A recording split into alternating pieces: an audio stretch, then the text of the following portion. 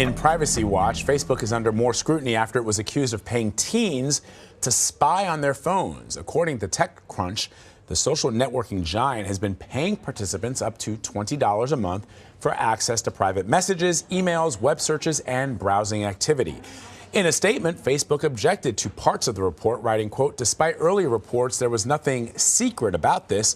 It was literally called a Facebook research app. It wasn't spying, as of all the people who signed up to participate went through a clear onboarding process, asking for their permission, and were paid to participate." CNET senior producer Dan Patterson joins me now with more insight. So, Dan, Facebook argues it's done nothing wrong. Why does Apple disagree?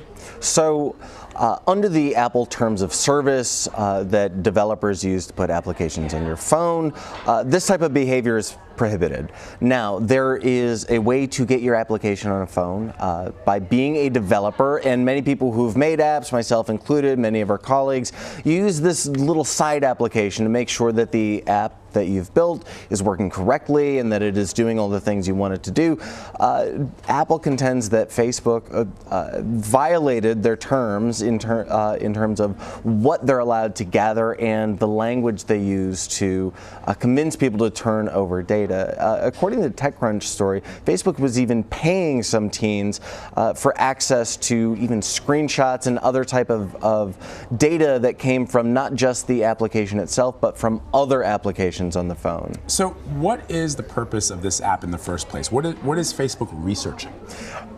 The weird thing about this app is that it was billed as a research VPN. Now, that's a virtual private network, and generally VPNs are used for one purpose, and that's to keep us safe. They will create an encrypted tunnel from your network to the outside internet to allow you to safely access the web without prying eyes. So to bill this as a VPN is a little shifty. It may be a misuse of the language. The research app asked teens to send them all kinds of data about their shopping, their behavior, what they did on their mobile devices, which might sound innocuous if the language is just like a survey. Of course, the language, according to the TechCrunch report, was nowhere near as direct as you might expect from something that is just asking simple questions. So is there any kind of precedent here for something like this?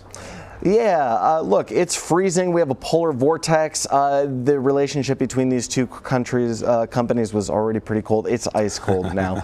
Back in August, Apple banned a very similar application for very similar behavior from Facebook.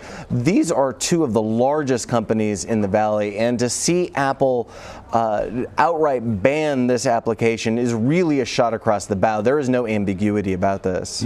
So what does it ultimately mean for Facebook moving forward?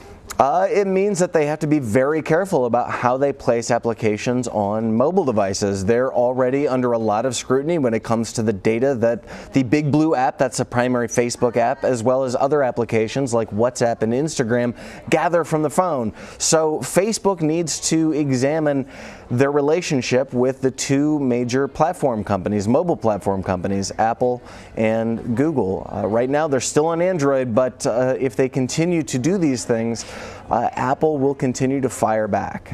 All right, Dan, important reporting. Thank you very much for sharing it with us.